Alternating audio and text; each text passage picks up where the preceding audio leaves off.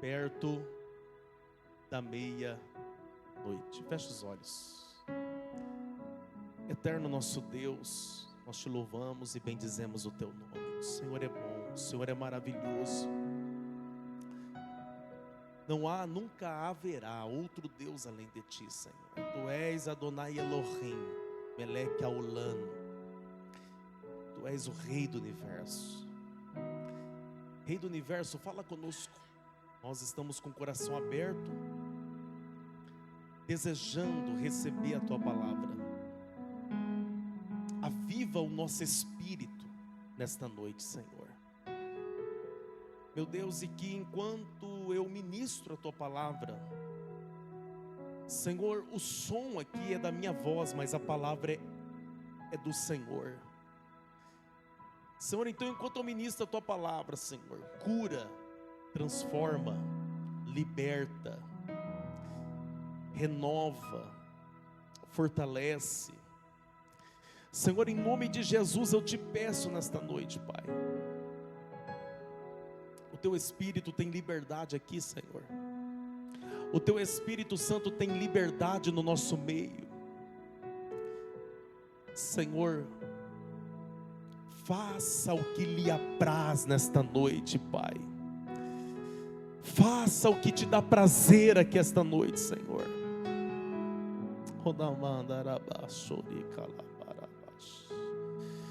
Renova os teus filhos no Espírito Santo.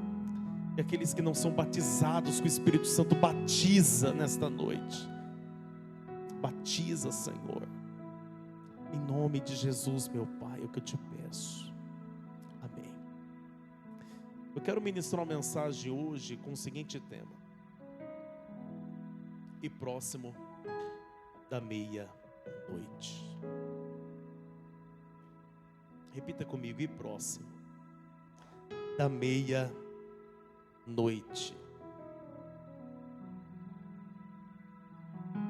Meia-noite é o limiar entre o fim de um dia e o começo de um novo dia.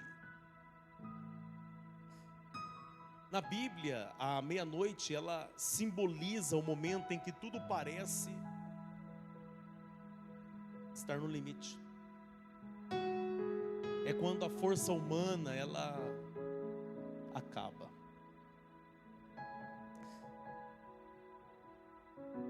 E talvez alguns de vocês estão assim aqui hoje, sobrecarregados, exaustos, cansados, mas ainda estão esperando por um milagre.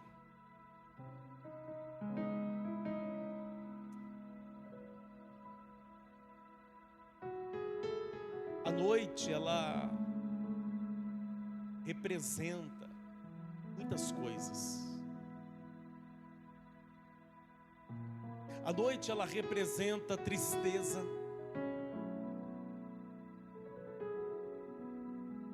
Por quê? Porque a escuridão ela faz tudo parecer maior, mais pesado, mais doloroso. A noite representa a solidão.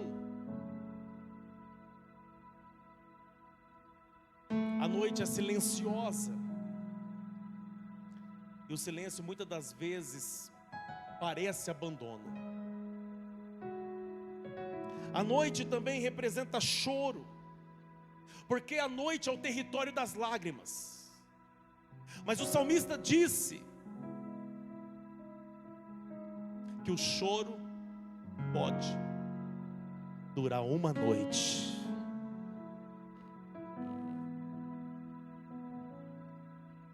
mas a alegria vem pela manhã.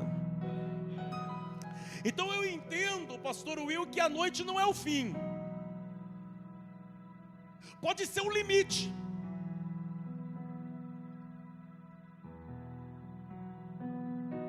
Mas o limite não é o fim. E talvez você chegou aqui no limite. Mas esse limite não é o final.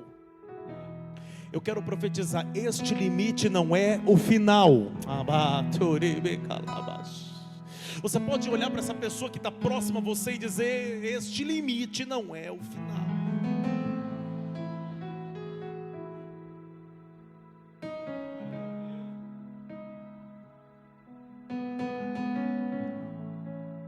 O capítulo 16 de Atos dos Apóstolos conta a história de Paulo e Silas, dois homens de Deus, dois instrumentos vivos na mão do Senhor.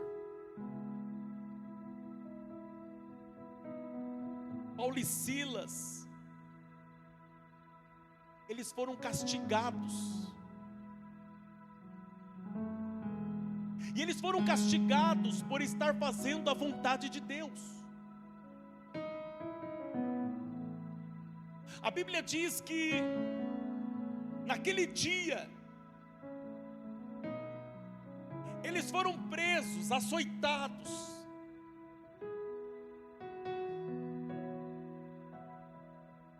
Porque a Bíblia diz que Paulo, passando por uma praça, uma moça usada por um espírito de adivinhação, ela disse a Paulo, quando ele estava passando: está passando aí um homem de Deus.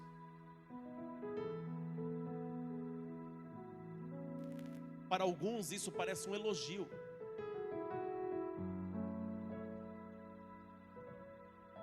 mas Paulo começou a se incomodar com aquelas palavras.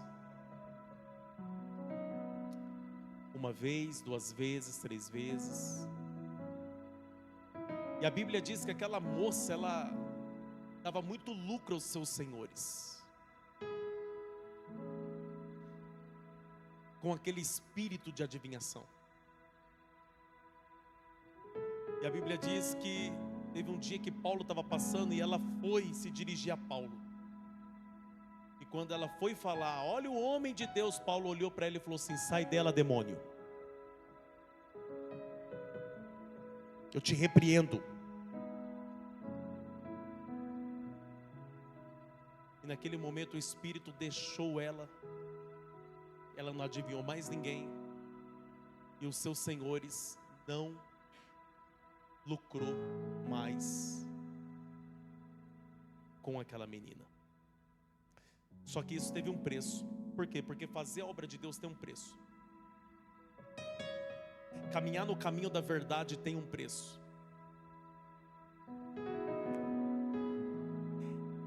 E o preço foi açoite, o preço foi dores, castigo. Então Paulo e Silas agora, eles estavam dentro de um cárcere. Eles estavam dentro de uma prisão, feridos, algemados. Repita comigo: feridos e algemados. Aquela noite tinha tudo para ser a pior noite da vida deles. E eu quero que você entenda isso aqui. Aquela noite tinha tudo para ser a pior. Aquela noite tinha tudo para ser a mais dolorosa, a mais difícil. Quem está comigo aqui?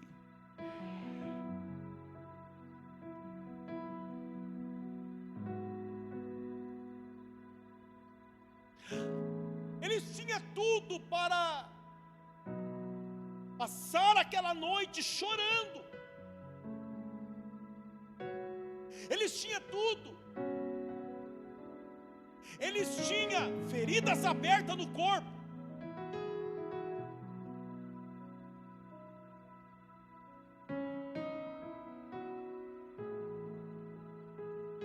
Uma dor inexplicável. E talvez a pior coisa em sentir dor é não ter remédio para amenizá-las.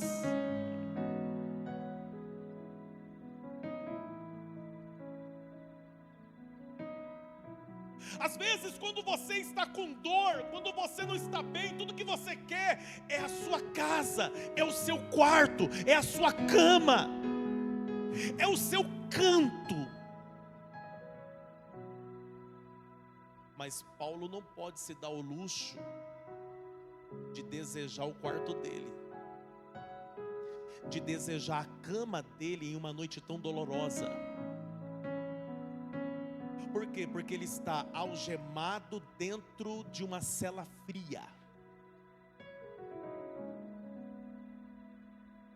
Paulo, ele não estava onde ele gostaria de estar.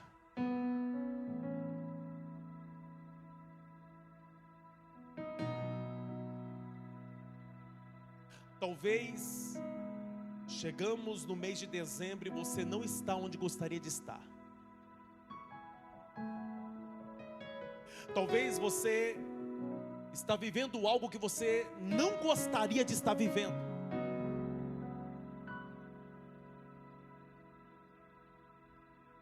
E talvez devido às decepções, às frustrações, devido a tudo que deu errado este ano, para você esse mês tinha tudo para ser o pior mês da sua vida. Por quê? Porque esse mês é o mês em que as pessoas, elas estão se preparando para festejar. Elas estão se preparando para comemorar o Natal, comemorar Ano Novo. Elas estão se preparando para viajar, para visitar a família, ou até mesmo para ir para uma festa de Réveillon, ou até mesmo fazer uma viagem que foi programada.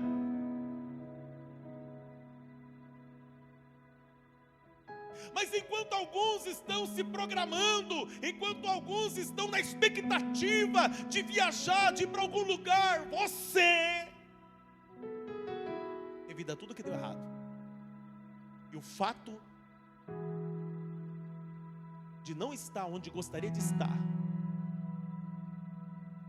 enquanto uns se alegram, coração cheio de expectativa, para viver coisas boas, o seu não tem espaço para isso. A dor não deixa sentir alegria. As feridas abertas não deixa você criar expectativa em coisas boas, quando você só colheu coisas ruins.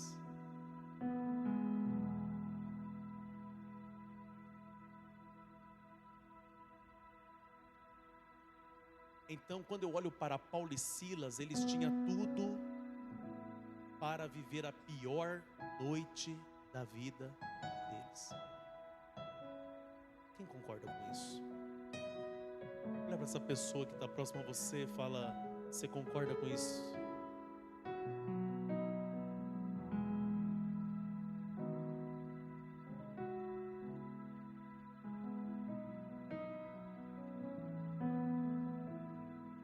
Só que presta atenção, eles não transformaram aquela noite em um palco de lágrimas. Eles não permitiu aquela noite ser transformada na pior noite da vida deles.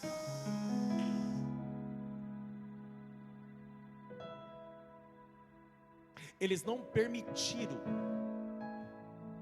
a angústia sufocar a alma deles naquela noite. Não, vou repetir isso aqui. Eles não permitiu a alma deles sucumbir naquela noite. O corpo ferido,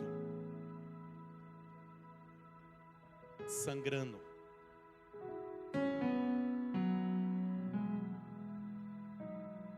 só que eles decidiram transformar aquela noite em altar. Não, vou repetir. Eles decidiram transformar aquela que poderia ser a pior noite da vida deles em um altar.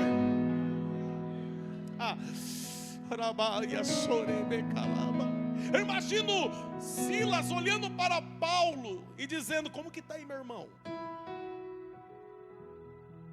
Dolorido, machucado. E você, Silas? Eu estou arrebentado. Dessa vez os inimigos bateu com vontade de bater.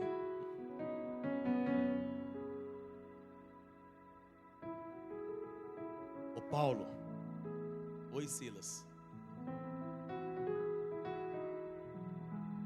Mas como que tá a boca?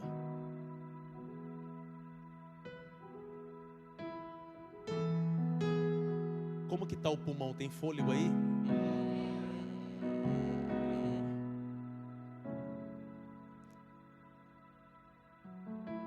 Silas, o que eu mais tenho aqui é fôlego. E você? Eu também, Paulo.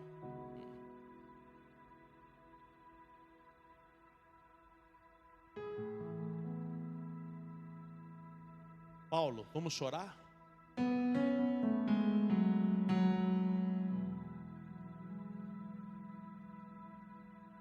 Silas, o tempo que nós vamos perder chorando,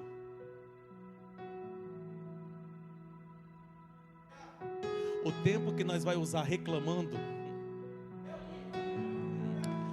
que tal a gente usar ele?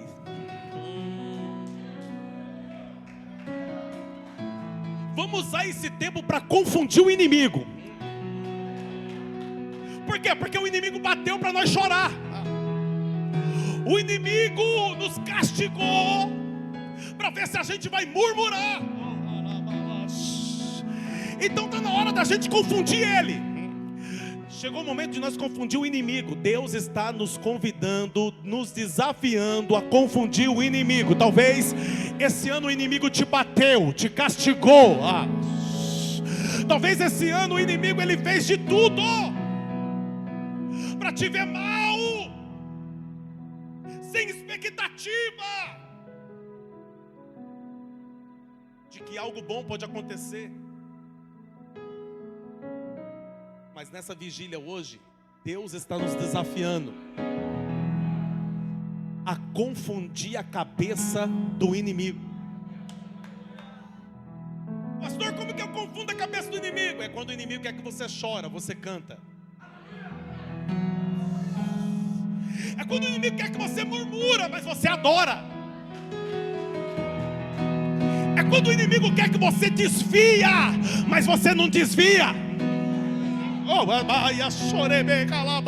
É quando o inimigo não quer que você vá na igreja, mas olha você lá já passando o melhor perfume para ir para a igreja. É quando o inimigo ele pirraça tanto.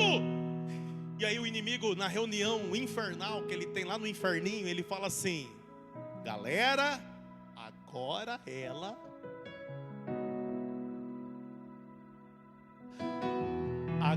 ela desvia, não vai para o culto. Vigília? Que? Esquece. Aí cambada de demônio, vem cá. Parabéns, bom trabalho, bateu bastante. Na confraternização do inferno, eles estão comemorando, porque foram 12 meses te batendo. Foram 12 meses fazendo você chorar.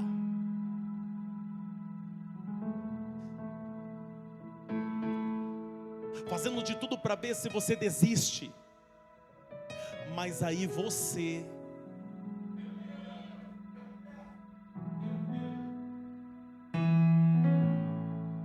amiga, amigo, o quê? Vai ter vigília. Como que você está? Querendo desviar. Então desvia amanhã. Por quê? Porque nós temos que ir lá na vigília hoje.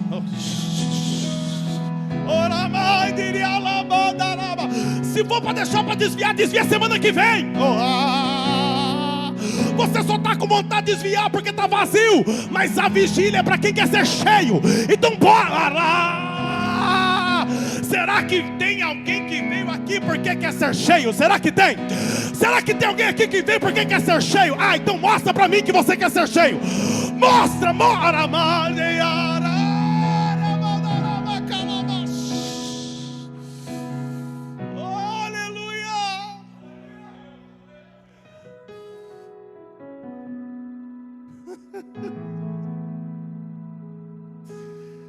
Eles fizeram daquela noite o palco para a glória de Deus. Esse é aquele momento que você usa a dor e transforma ela em letra de canção.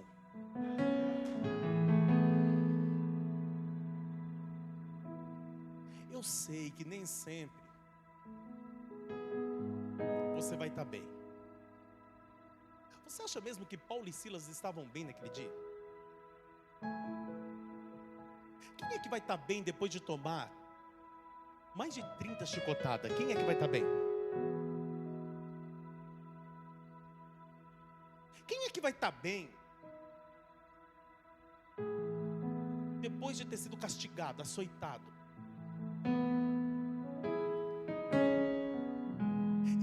Esse texto não é sobre alguém que está bem, é sobre alguém que está machucado.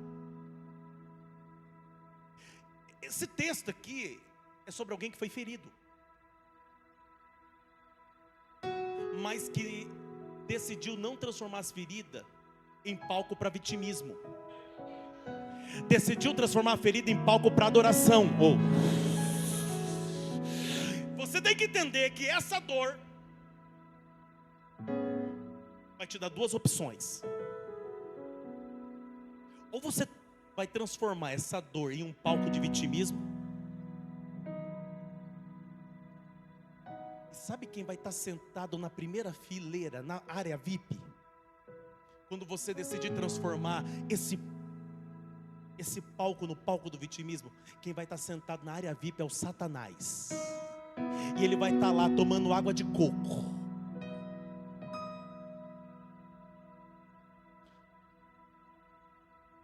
olhando para você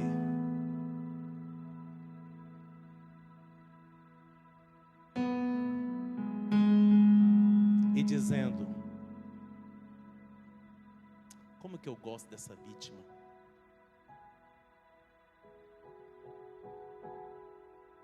Essa vítima é tão perfeita, porque ela envolve outras pessoas na dor dela. Por quê? Porque geralmente quem faz o palco do vitimismo, ele quer inserir todo mundo na dor dele.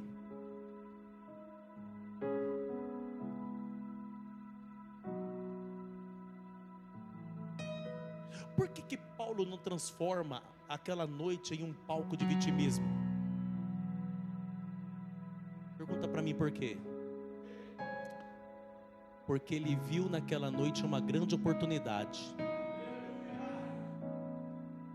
Porque dentro daquela prisão tinha homens que ainda não tinham experimentado da graça que eles tinham experimentado. Dentro daquele cárcere tinha homens acorrentados, algemados, que ainda não tinham experimentado da beleza do Evangelho. Tinha homens que não tinham ainda passado pelo Calvário e sido beneficiados por a obra do Calvário. Então, naquele momento, Silas, se nós transformar essa noite no palco do vitimismo, nós vai continuar preso e ainda vamos perder o coração desses caras aqui, ó.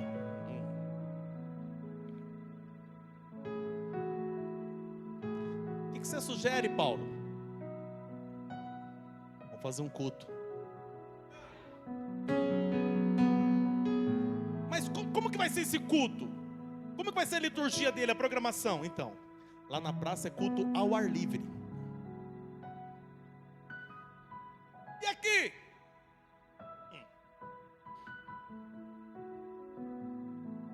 Ah, mano, aqui vai ser o culto, ar preso.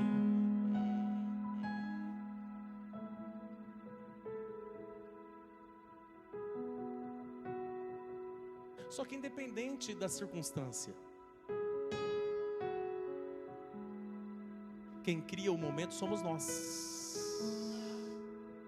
Eu vou repetir, independente da circunstância, quem cria o momento é você.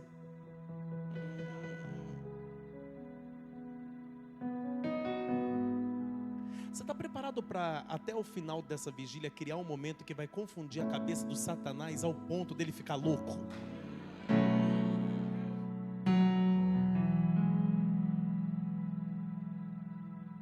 E aí, Paulo, como que vai ser?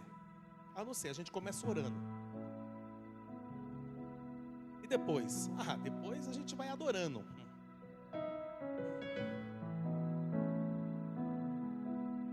E aí eles começaram a orar e louvar. Orar e... Vamos lá, orar e... Nunca mais se esqueça disso. Orar e...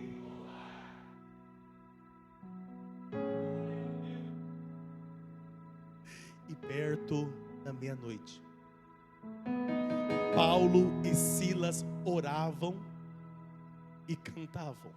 Oravam e louvavam. Oravam e louvavam. Então vamos lá.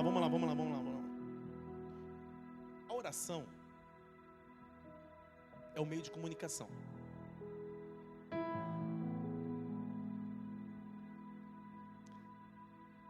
Você tem que entender o que diz Hebreus capítulo 4.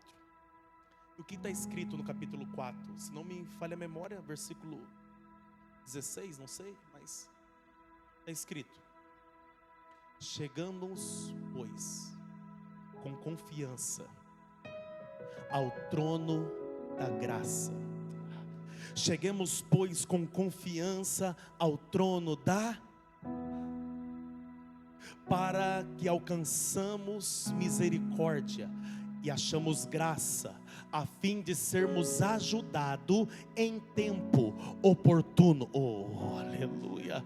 Você precisa entender que você só vive essa palavra quando você ora, porque quando você ora, você pode estar lá no quarto, do lado da cama, mas quando você começa a orar lá naquele cantinho, a tua alma vai entrando na sala do... Não, olha para cá. Você pode estar vivendo o pior momento, você está jogado lá no canto da tua casa, mas quando você começa a orar, o teu espírito, ele começa a acessar,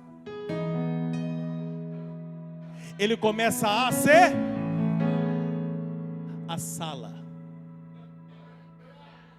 do trono, a sala do...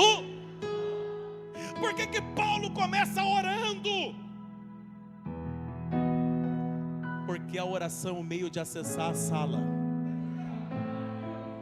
Não, olha para cá. A oração é o meio de acessar a sala do... Me dá essa cadeira. A sala do trono. Trono de quem? Trono de quem?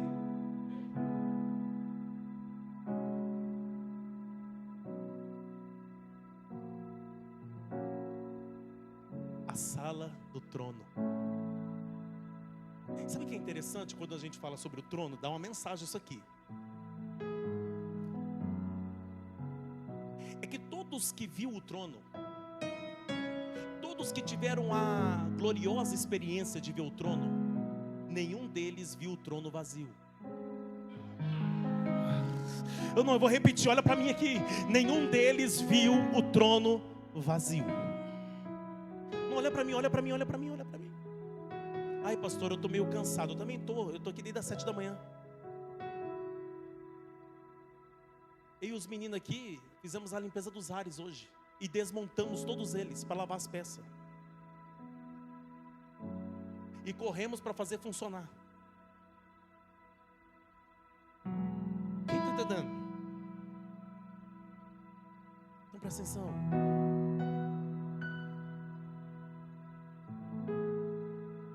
Todos que tiveram a gloriosa experiência de ver o trono, todos viram o trono ocupado. Profeta Micaías,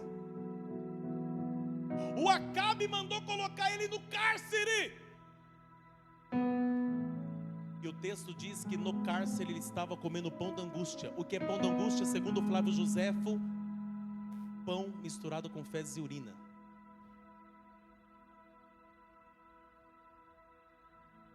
Só que quando trouxeram todos os profetas para revelar os oráculos da guerra, se eles iam para a guerra ou não, todos falaram: vai, Acabe já venceu. Aí o Josafá, que era crente, falou assim: nossa, todo mundo falando a mesma coisa, tá parecendo aqueles profetas de live. Tá parecendo a galera do The King, The Power, The Best, The Best.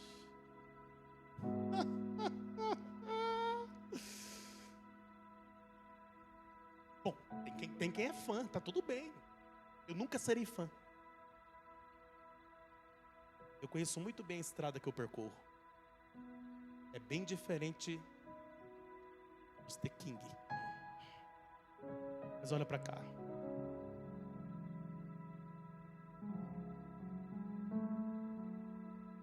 Josafá falou assim: Acabe, não tem um profeta aí diferente não? Tem, um que come pão de angústia. Traz ele. Ah, mas ele nunca fala bem de mim. É o quê? O que, Acabe? Nunca fala bem de mim. Ah, não. Por que será? Mas traz ele. Quando o Micaías chegou lá, amarrado, o Micaías: vai, Acabe, a vitória é tua. Ao Acabe: fala a verdade, Micaías, você nunca fala bem de mim? É a verdade que você quer ouvir, porque você não falou antes. Eis que eu vejo Israel como ovelha sem pastor. E se você voltar vivo da guerra, Deus nunca falou na minha boca. Aí ele tomou um socão na boca de um dos profetas que estava lá. Só que em meio a tanto sofrimento, ele olhou para cima. Porque quando a gente olha para cima, Will, tudo muda, já percebeu? A gente pode estar tomando porrada aqui embaixo, mas quando a gente olha para... Porque se você continuar olhando aqui, você vai ver as pessoas que estão te dando porrada. Você vai ficar com vontade de dar porrada também. Mas quando você olha para cima, é por isso que o salmista disse: eu elevo os meus olhos para o monte, de onde me virá o socorro. O meu socorro vem do Senhor. Então quando você estiver tomando muita porrada, olha para cima. Ó o Micaías, Marcelo, meu amigo. Ó o Micaías, ó. Eis que eu vejo o céu aberto. Eis que eu vejo a glória de Deus. E o Senhor está sentado. Está comendo pão da angústia, mas está vendo o céu aberto. Está comendo pão de angústia, mas ele está vendo os anjos. Está comendo pão de angústia, mas está vendo o trono. E sobre o trono, aquele que é todo poderoso, que está assentado. Não, eles não estão vendo o trono vazio, eles estão vendo o trono ocupado. Ou Acabe, prende, amarra, joga no calabouço. Eu vou para o calabouço, mas eu vejo o que você não vê. Eu posso estar no calabouço, mas eu experimento o que você não experimenta. Eu posso estar no calabouço comendo pão de angústia, mas eu tenho experiências com Deus que a mesa que você come o teu banquete você não tem. Eu vou para lá, mas eu vou vendo o Senhor assentado.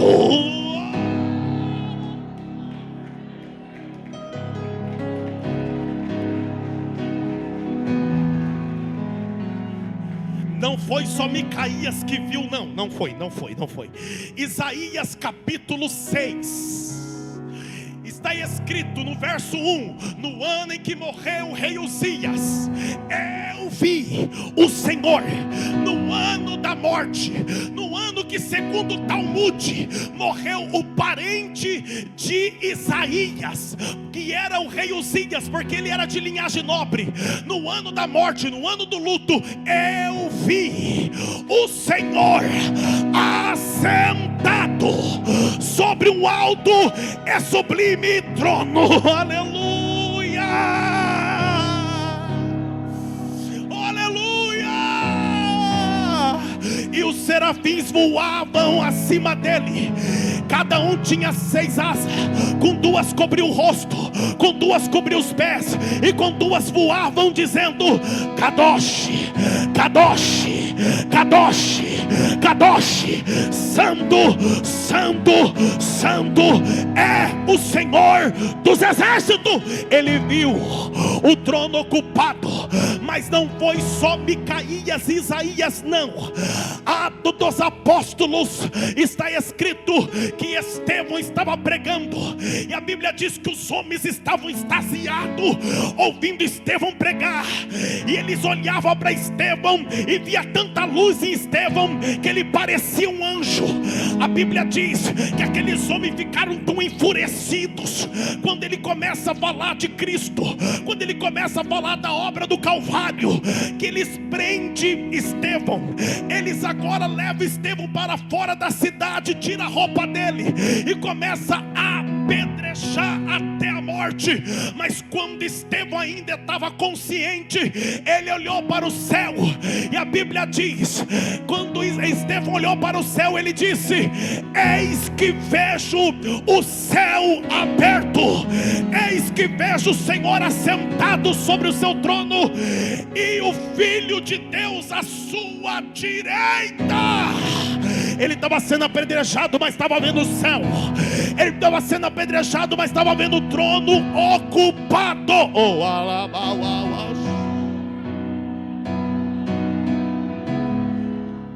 Não foi só Micaías, não foi só Isaías, e não foi só Estevão.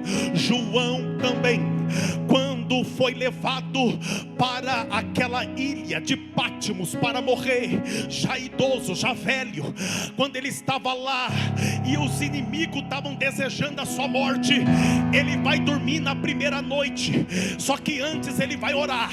Eu fico imaginando o velho João, ele se ajoelhando do lado da cama, e detalhe, o último dos discípulos ainda vivo, quando ele dobra o joelho do lado da cama, e ele começa: Baruch, Barak, Beshen Adonai, Meleque Aulan, bendito és tu, eterno nosso Deus, Rei do Universo. E ele começa agora a exaltar a pessoa de Yeshua HaMashiach, Jesus o Messias. De repente ele abre o olho, ele não está ali dentro da ilha de Pátimos, não, ele não está preso, ele não está amarrado, não. Ele viu a sala do trono de Deus. Quando ele viu a sala do trono, capítulo 4 de Apocalipse, a Bíblia vai dizer, olha para cá, a Bíblia vai dizer que ele viu, e aquele que estava sentado no trono, o seu aspecto, aleluia.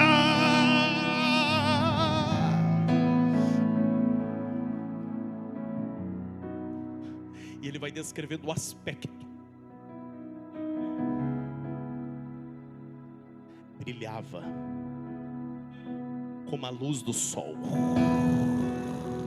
seus olhos eram como chamas de fogo, e sobre os seus pés como latão reluzente. Aleluia. Você percebeu que todos os homens que viu o trono estavam em sofrimento?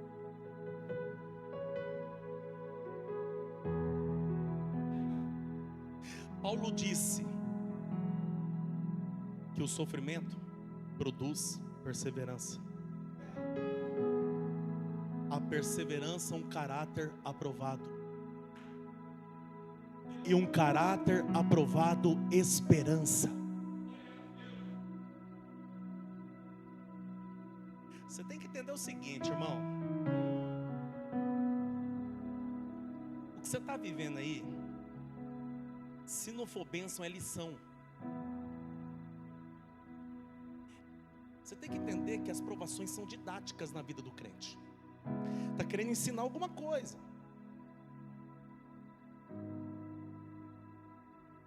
Então preste muita atenção aqui. Eu disse que uma das maneiras de acessar essa sala é através do quê? Uau, vocês são demais, vocês não dormiu. É através do quê? Então a partir de hoje, quando você dobrar o joelho do lado da cama, diga para a tua alma: se prepare para acessar.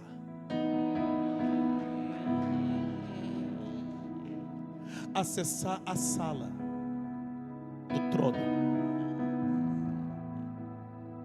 Paulo não começa cantando, ele começa: Silas, primeiro a gente vai acessar.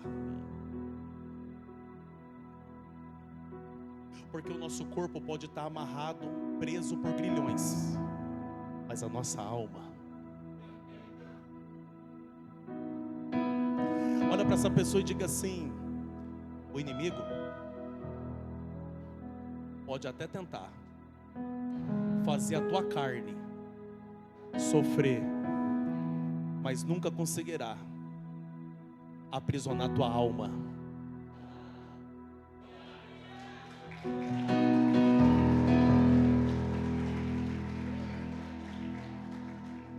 Aí eles começam fala assim: acesso.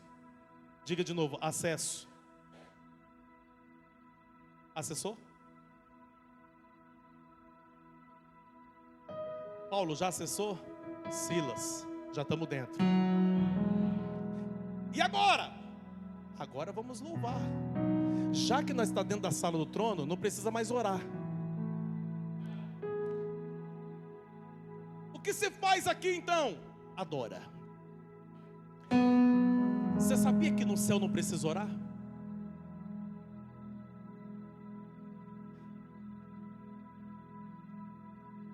Pastor, por que no céu não precisa orar? Porque a Bíblia diz em Apocalipse que no céu não tem choro, não tem pranto, não tem dor. Pera. Se não tem pranto, não tem choro e nem dor, não precisa orar.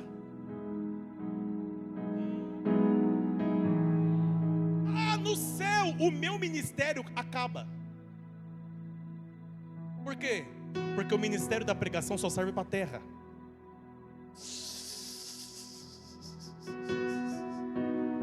O ministério da palavra, da pregação, só serve aqui.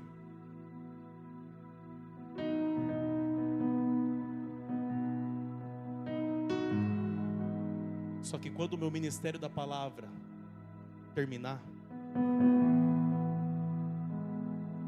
eu continuo com aquilo a qual Deus me chamou para fazer desde o princípio. Pergunta: o que é? Adorá-lo. O meu ministério da palavra termina e o do Will continua. Porque a adoração nunca termina. A adoração nunca acaba. Aleluia!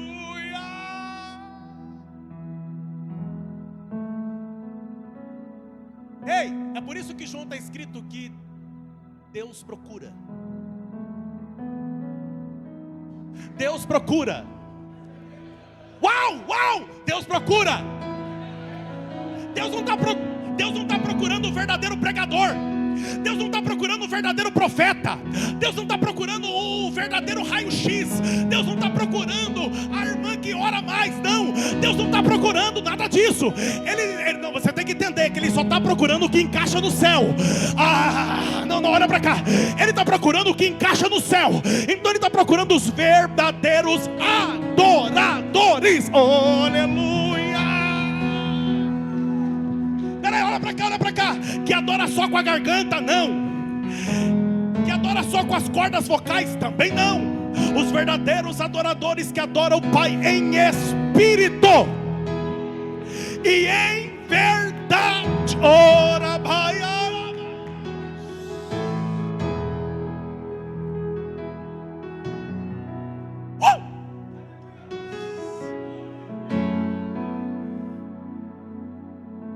Essa não tem no Google, hein? Essa nem é inteligência. Inteligência o quê? Artificial consegue. Essa aqui, irmão, é inteligência espiritual. Olha para cá. Olha para cá.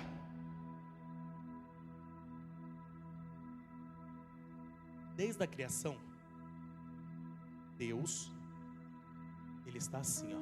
É claro, com a conjectura, tá, gente? Eu não vou limitar o meu Deus a isso, é só para que você entenda. Não é para limitar o poder de Deus, é porque a nossa mente é limitada para a compreensão. Então olha para cá. Desde a eternidade, Deus está assim, ó.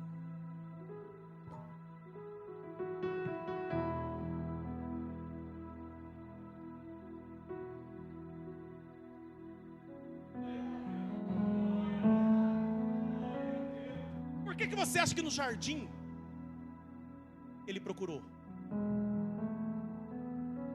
Adão? Adão, cadê você? É porque quando Adão peca, ele deixa de ser adorador. Você só fala cadê você quando você está procurando. Por que Deus está procurando Adão? É porque em algum momento ele deixou de adorar aquele a quem ele tinha tanto prazer de receber naquele lugar. Então você tem que entender que desde o Éden Deus está assim, ó. Cadê? Cadê? Cadê aqueles que têm prazer de me receber? Cadê? Cadê aqueles que têm prazer de falar comigo? Cadê? Cadê aqueles que têm prazer de me adorar? Cadê? Cadê? Cadê? Cadê? Cadê? Cadê? Cadê? Cadê? Cadê você?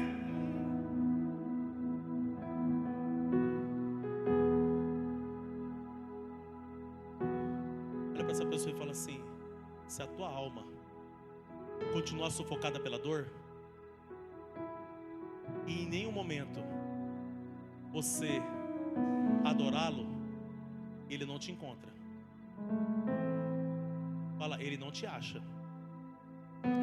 Agora fala assim, mas sem meia dor.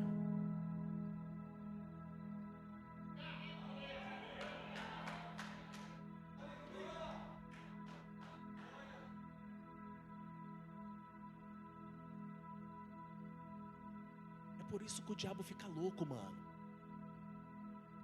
Tá tudo bagaçado, tá tudo caindo aos pedaços, mas você está lá, do lado daquela máquina de lavar que tá só misericórdia. Ela está quase pifando, as luzes estão piscando, mas você está lá, cantando, louvando, exaltando, dizendo quão grande é o Senhor. Aí o diabo fica, eu faço a máquina dela parar, ela adora. Eu faço o filho dela ir para a biqueira e ela adora. Eu faço de tudo. Mas ele está lá, poderoso Deus.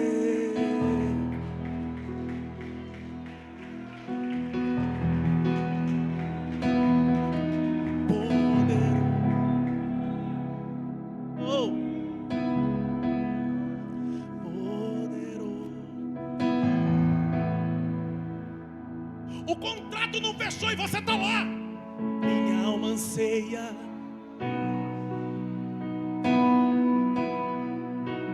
Aquela porta não vingou, mas você está lá.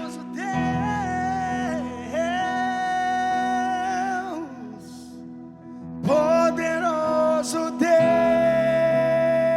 O exame ainda veio constando a enfermidade, você está lá. Poderoso Deus. Minha alma anseia por ti. Sua família ainda está na bebida e você está lá. Poderoso Deus.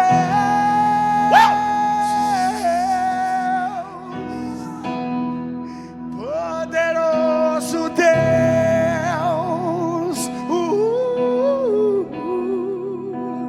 Poderoso Deus. Aquele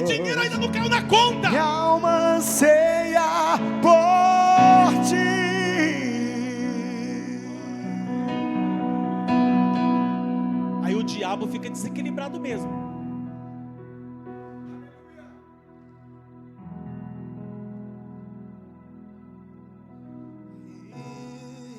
Primeiro Paulo e Silas acessam.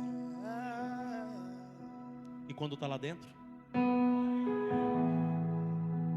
adora. É por isso que eles estão adorando.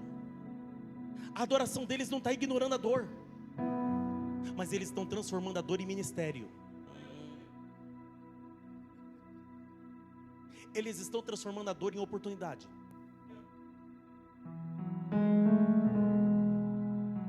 Você decide se você vai continuar chorando, se você vai continuar reclamando. Você decide.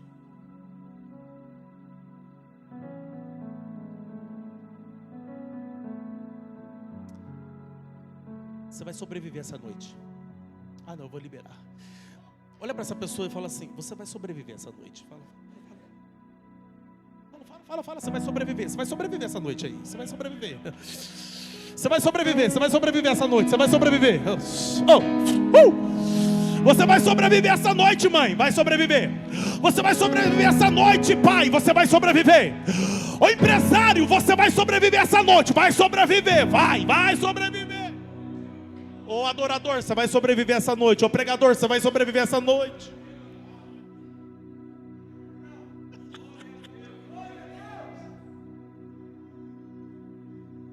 Paulo e Silas vai descobrir uma coisa extraordinária, Will. Sabe o que eles vão descobrir? Que a adoração genuína rompe cadeias. Vou repetir. A adoração genuína rompe cadeias. Mas como que eles vão descobrir isso? Adorando. Tem umas coisas que você só vai descobrir se você não parar de adorar. Eu queria estar sentado aí para ouvir uma... Eu só estou sentado aí, mano. Eu já... Meu Deus. Eles vão adorando. Eu imagino o Silas. O Paulo não vai cantar até que hora? Podes perceber quem... Nós vamos adorar até o momento que nós perceber que aquele que está sentado no trono está recebendo. Pode ver se há. Muitas das vezes a gente perde longe para aqueles que a gente critica. Se você foi do outro lado, você sabe do que eu estou falando. Lá eles começam a bater o atabaque.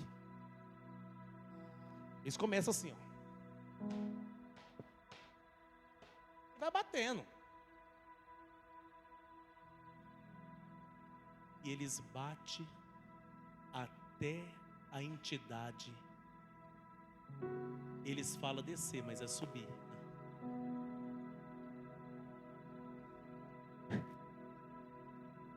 Posso revelar um segredo para vocês aqui? Posso? Vocês não estão interessados, não. Quem veio para a noite da revelação? Segura essa então, mano. Quando Deus quis falar com o povo, Deus falou para Moisés: manda o povo ficar aqui em volta do monte. Não foi assim? Okay. Só que aí quando Deus começa a descer no monte, irmão, começa raio para todo lado, trovão para todo lado.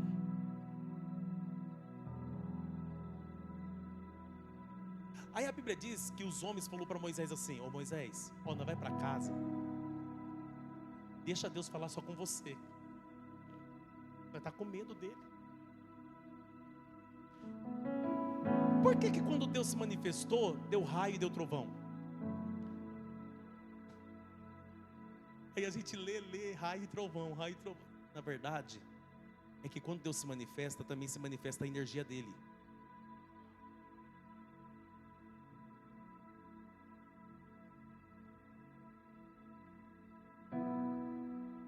Só que todo ambiente onde entidade se manifesta, no momento em que ela se manifesta, todo mundo sente frio. Já percebeu que tem lugar que você entra que você sente um arrepio, um frio? Você nunca se perguntou por quê? Você tem que entender que toda entidade, quando ela vai se manifestar, ela suga toda a energia que está no ambiente, porque ela precisa de energia para subir. Deus nunca vai precisar da sua energia para se manifestar. Não.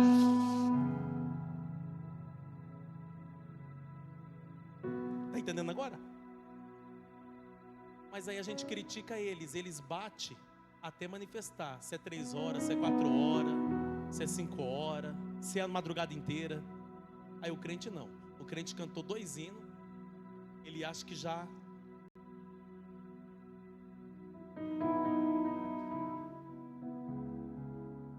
Ô Silas, dá para continuar cantando? Dá, Paulo. Ainda vai cantar até quando? Até aquele que está sentado no trono começar a receber.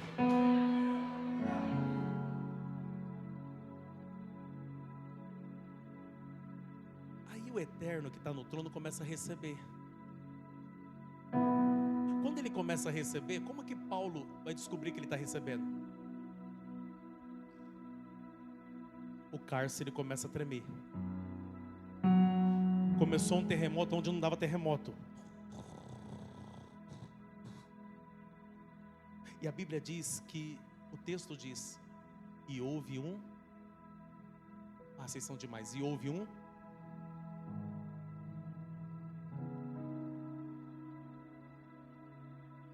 as cadeias, as algemas. Quando Deus se manifesta, a primeira coisa que acontece é cadeias quebrando, correntes quebrando. Por quê? Porque se tem algema, se tem corrente acorrentando um adorador, quando Deus começa a receber sua adoração, não tem algema que permanece, não tem corrente que permanece, não tem nada. Então entenda que a adoração rompe cadeias, a adoração libera livramento, a adoração muda história. Quem está entendendo isso aqui? Então olha para cá que eu termino a mensagem.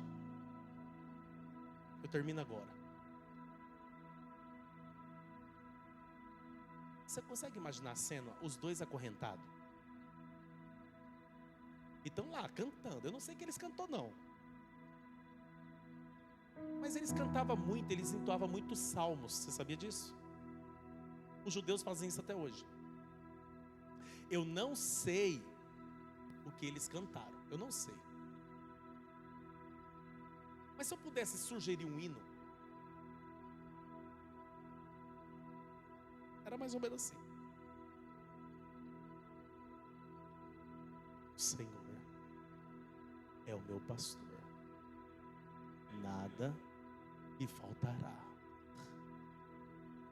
Deitar-me faz em verdes pastos, guia-me mansamente às águas tranquilas, refrigera a minha alma. Guia-me pelas veredas da justiça por amor do seu nome. Ainda que eu andasse pelo vale da sombra e da morte, não temerei mal algum, porque tu... Quando você tem a certeza que Ele está com você, você passa por qualquer provação de cabeça levantada. Quem está entendendo isso aqui? Quando começou a tremer tudo, a algema cai. A algema abre. Os grilhões quebram. Então presta atenção. O que eles começaram a viver ali foi um milagre. Foi um... Sabe o que Deus está falando ao nosso espírito hoje? Adore a Ele até viver o milagre.